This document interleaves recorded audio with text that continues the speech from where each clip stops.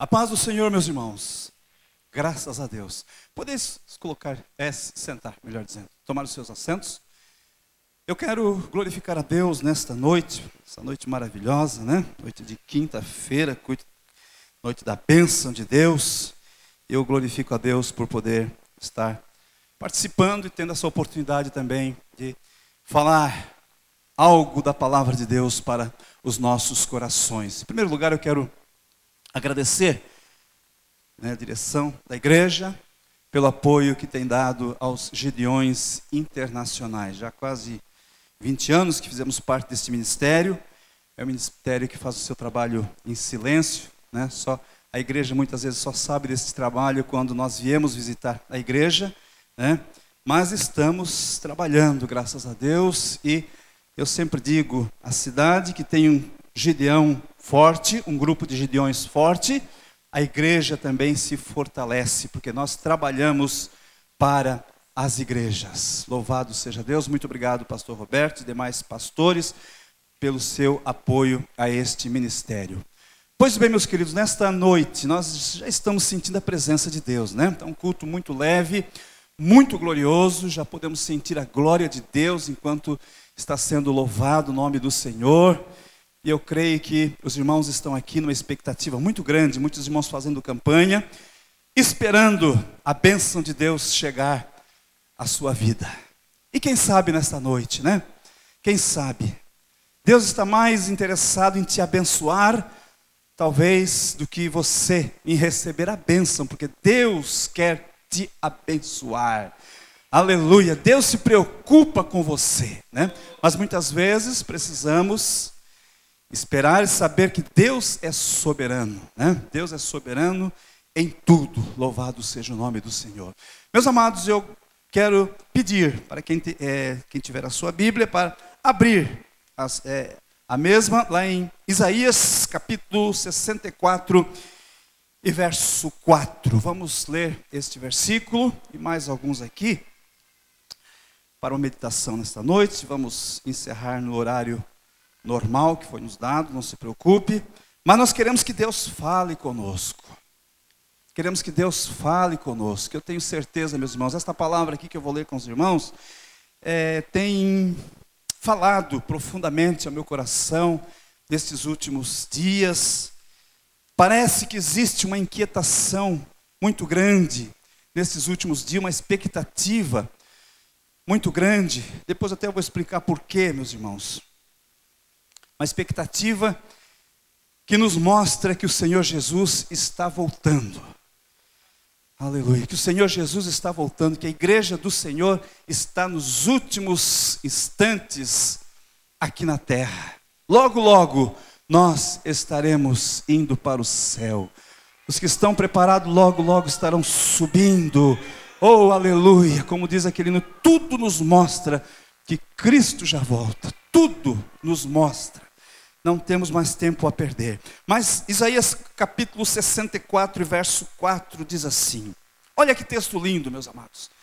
Perceba cada termo deste texto aqui, como é lindo, como é maravilhoso. Isaías dizendo, porque desde a antiguidade não se ouviu, nem com ouvidos se percebeu, nem com os olhos se viu um Deus além de ti, que trabalhe para aquele que nele espera. Amém? Oh, glória a Deus. Todos podem dizer amém?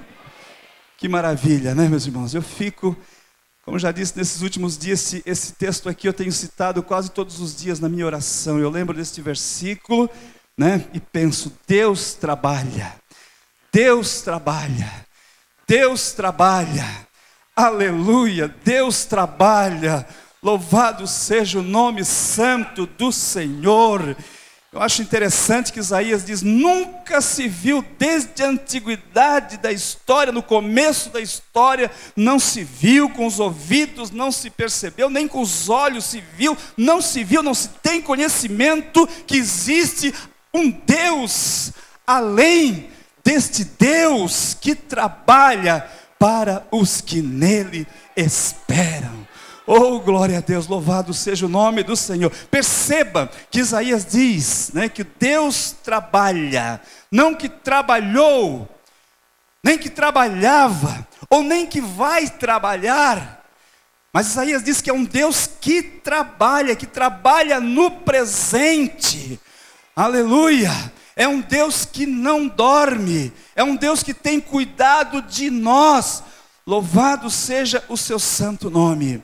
Agora, meus irmãos, olhando um pouquinho o começo desse capítulo, veja a expressão do profeta, como ele diz: oh, se fendesse os céus, se o céu se abrisse, se o céu se abrisse. Tem momento de nossas vidas que o que mais desejamos, o que mais queremos é que o céu se abra, é que aconteça alguma coisa extraordinária, é que Deus haja de uma maneira momentânea, é que Deus haja de uma maneira a ponto de trazer juízo para os outros e trazer a bênção para nós, não é verdade? A gente fica questionando, mas por que Deus permite tantas coisas nesse mundo? Por que Deus não trate certas coisas? Por que a minha vitória não chega logo? E assim por diante, né? Muitas vezes nós estamos assim também. Se o céu fendesse nesse momento, mas depois ele diz: mas Deus trabalha. Aleluia! Muitas vezes nós não vemos os céus abertos de uma maneira assim, visível, como nós queremos, como nós desejamos, mas o certo é que Deus trabalha. Aleluia!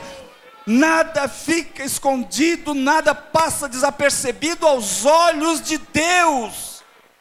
Louvado seja o seu nome. Mas, meus queridos, como que Deus trabalha? A primeira expressão que eu acho interessante neste versículo é que Deus trabalha. É justamente essa expressão: Deus trabalha. Deus não está parado, Deus não está com seus braços cruzados, Deus não está somente como espectador olhando para o mundo e não fazendo nada. Deus está agindo. Aleluia! Deus trabalhou na criação. Deus criou. Nós lendo os primeiros capítulos da Bíblia, Gênesis capítulo 1 e verso 2, nós vemos Deus trabalhando na criação.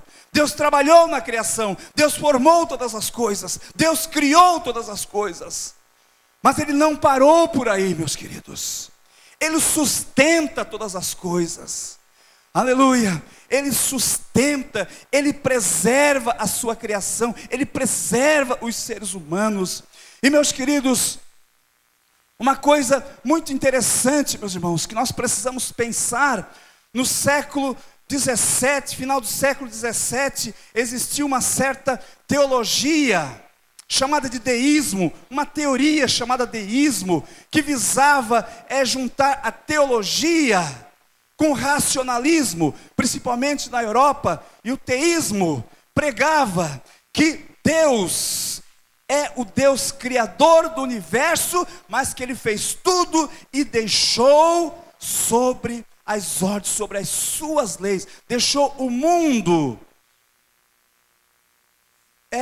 agindo pelas leis que foram criadas e que Deus não atua mais na sua criação. Deus criou. Ele dizia: Deus criou. Essa teologia, ou essa teoria dizia que Deus criou, mas